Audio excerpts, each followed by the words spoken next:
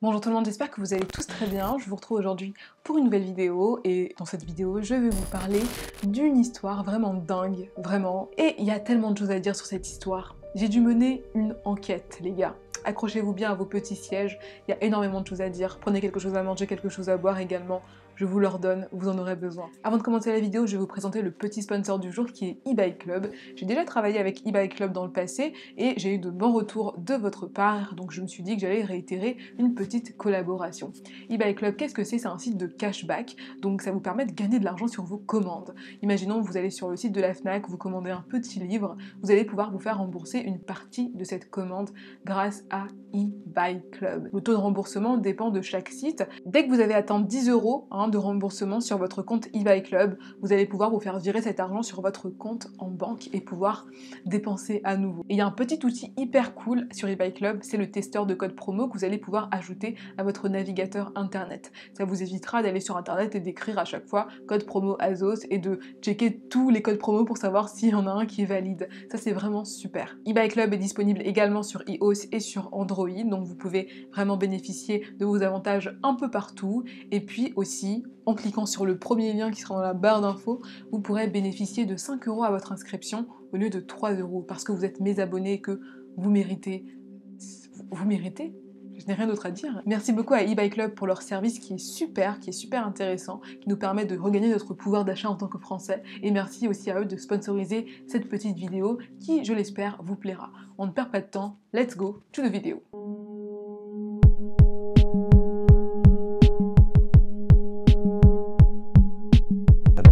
The usual dissection of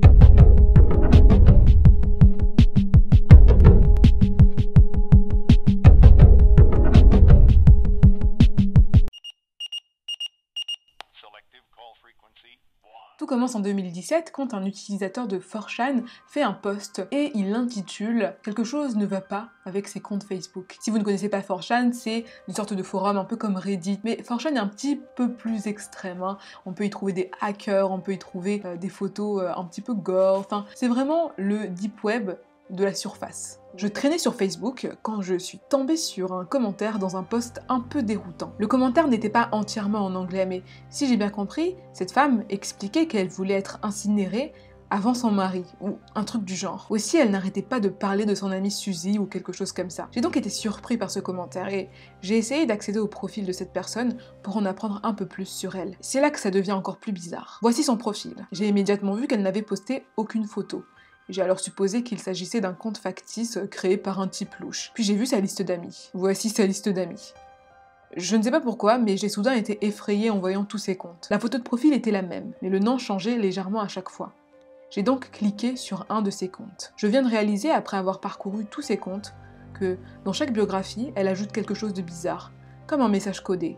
Par exemple, pain au fromage, milkshake aux amandes, ou pain pita au bœuf assaisonné, des trucs comme ça. Il semble y en avoir tellement que je ne peux pas imaginer pour quelle raison une personne s'amuserait à faire ça. Et dans quel but? Le compte original Orychef n'existe plus.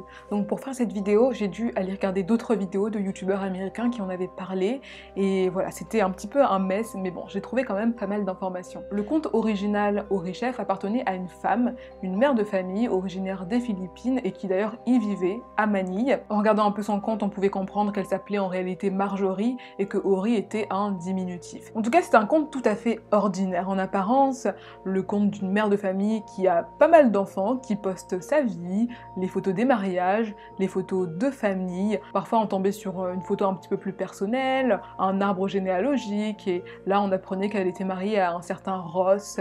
Et donc voilà, un compte Facebook tout à fait ordinaire. Mais alors pourquoi ce compte Facebook a fait parler de lui? Parmi toutes les photos classiques de Marjorie, il se glissait de temps en temps des photos vraiment fucked up, des photos vraiment étrange.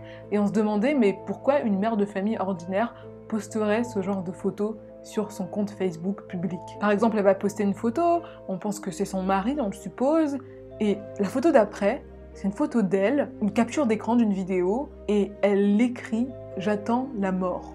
D'accord, c'est un petit peu étrange. Elle repostait également plein de vidéos en tout genre, des vidéos qui étaient pour la plupart assez dérangeantes. Elle postait aussi des photos d'animaux morts, d'animaux mutilés, des choses assez gore. Bon, c'est pas forcément du gore, il y a plein de pays où ils tuent les animaux pour les manger, donc du coup elle a pu faire une photo à ce moment-là. C'est juste quand même très étrange ce côté double vie. Pourquoi d'un côté tout va bien, ta vie de famille est super, et de l'autre côté tu postes un contenu si sinistre quoi. Son post le plus effrayant et qui je pense a fait découvrir le compte Facebook date du 24 novembre 2018. Ce jour-là, Marjorie poste une photo d'une femme, je ne saurais décrire qu'est-ce qu'elle a fait à son visage, c'est vraiment hyper effrayant. Et elle explique que cette femme serait une amie de son père et qu'elle aurait connu un destin assez tragique. Bonjour, je m'appelle Marjorie et je vais vous dire ce qui est arrivé à Daphné.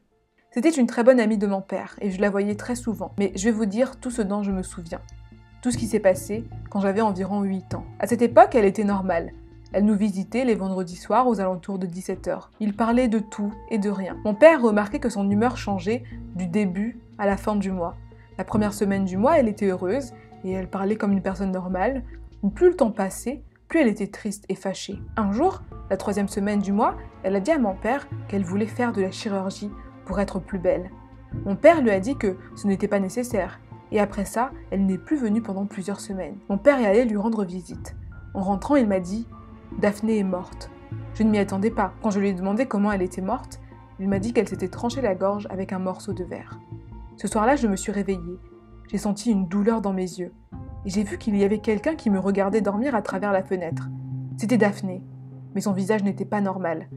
J'ai voulu allumer la lumière, mais elle se tenait maintenant debout, devant l'interrupteur, et me souriait, comme quand elle venait nous rendre visite. Du coup, cette photo m'a vraiment fait flipper. Et j'ai essayé de jeter un œil au profil de cette Daphné, qui s'appellerait Daphné Coomber.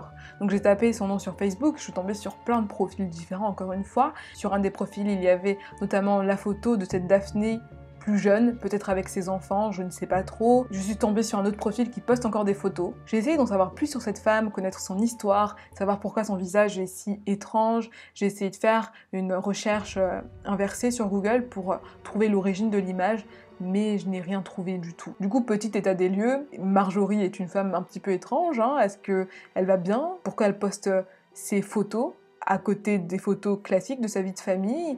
Qui est cette Daphné? Bon, il y a plein de questions qui se posent. L'hypothèse la plus probable pour moi à ce moment-là, c'était que Marjorie s'était fait pirater son compte, tout simplement, et que du coup, quelqu'un postait du contenu à sa place. Je me suis dit aussi que cette Daphné, c'était peut-être une femme un peu sénile, un petit peu malade mentale, qui postait ses photos, voilà, qui s'est fait voler ses photos parce qu'elle a une apparence assez particulière, il faut le dire. Je me suis dit que toute cette histoire ressemblait à un ARG, un peu comme vous voyez Ash Vlogs, quoi, une histoire créée de toutes pièces. Et en fouillant un peu plus profondément, je me suis rendu compte que le véritable drame ne reposait pas du tout dans cette histoire, voilà. J'ai essayé de fouiller en profondeur pour connaître l'origine de ce compte, de tous ces comptes. Il y a énormément de comptes au nom de Orychef, il y a des comptes qui sont purement parodiques, il y a des comptes qui pourraient vraiment être elle, mais on peut pas être sûr parce que je pense qu'il y a des centaines de comptes à son nom. Heureusement, il y a quelques semaines, en faisant mes recherches, je suis tombée sur un post Facebook qui a depuis été supprimé, donc je suis un petit peu dégoûtée. Ce post avait été fait par une étudiante qui préparait une thèse et qui avait rencontré cette Marjorie, la vraie Marjorie. Cette étudiante a découvert que Marjorie était une mère de famille tout à fait ordinaire, qui avait un compte Facebook et qui jouait à des jeux sur Facebook. Et donc pour pouvoir avoir des récompenses sur ces différents jeux, elle a créé plein de comptes factices. Elle a multiplié les comptes avec toujours la même photo de profil. Du coup, il y a des petits malins qui ont profité de l'occasion pour créer d'autres comptes pour faire grossir cette histoire. Et d'après Marjorie, d'ailleurs, c'est son fils, adolescent à l'époque, qui lui aurait dit « Écoute maman, t'es devenue virale sur Facebook, tout le monde parle de toi ». Elle n'était absolument pas au courant du fait que son compte Facebook, son visage était devenu un véritable mème. Il faut savoir que depuis 2015 environ, il y a énormément de comptes qui sont créés à son nom, qui sont créés tous les jours à son nom. C'est-à-dire qu'elle ne peut même pas avoir un profil Facebook à elle-même parce que finalement ça passerait pour un fake en fait. Ce que je trouve vraiment le plus flippant dans cette histoire, c'est que finalement cette femme, elle est traquée. Il y a eu une sorte de deuxième vague de Orychef un peu plus récente, donc il y avait la première vague avec les photos où elle avait un rouge à lèvres rouge, et il y a une deuxième vague plus récente de comptes créés à son nom où on voit qu'elle est plus âgée, et ces comptes partagent des photos qu'elle a dû partager sur son propre compte original, des photos de sa vie de famille, des photos d'elle à son travail, des photos de sa famille, et ça je trouve ça vraiment hyper flippant. Un des comptes a pour photo de profil des photos de Marjorie, de plein d'époques différentes. On se demande où cette personne a trouvé ces photos. Moi, je sais pas vous, mais je trouve ça vraiment flippant. Et c'est juste hyper dérangeant de savoir que plein d'inconnus ont des photos de toi dans leur téléphone. Qu'à chaque fois que tu créeras un compte, des gens se serviront des photos que tu postes pour pouvoir créer d'autres comptes avec. Ils se serviront de tes informations pour pouvoir les réutiliser. Chaque chose que tu dis pourrait être réutilisée. Tout le monde en fait sait limite où elle vit, qui sont ses enfants. Enfin, c'est très dangereux comme situation. Je ne sais pas si à ce stade en plus, Marjorie peut faire quoi que ce soit. Cette histoire, elle me fait me poser énormément de questions. Je me demande comment cette femme vit la situation actuellement. Est-ce qu'elle est souvent harcelée? Je me demande aussi comment on peut faire pour mieux protéger nos comptes Facebook. Toutes nos informations sont visibles sur internet aujourd'hui, on peut absolument voir toutes nos vies, et comment faire pour ne pas tomber dans ce genre de situation-là. Voilà les gars, cette vidéo est terminée, j'espère vraiment qu'elle vous aura plu, j'espère qu'elle vous aura un petit peu intrigué. On revient sur du contenu un peu plus lourd bientôt. Je voulais absolument vous parler de cette histoire parce que je la trouve intéressante, mais on revient sur du contenu encore plus lourd très bientôt. N'hésitez pas à me suivre sur mes réseaux sociaux si vous le souhaitez, il sera en barre d'infos. N'hésitez pas également à aller jeter un petit coup d'œil à eBay Club, tous les liens seront en barre d'infos. La barre d'infos est bien fournie, n'hésitez pas à aller jeter un œil, histoire d'avoir des petites réponses à toutes vos questions. Je vous retrouve très bientôt pour une nouvelle vidéo, en attendant, prenez bien soin de vous.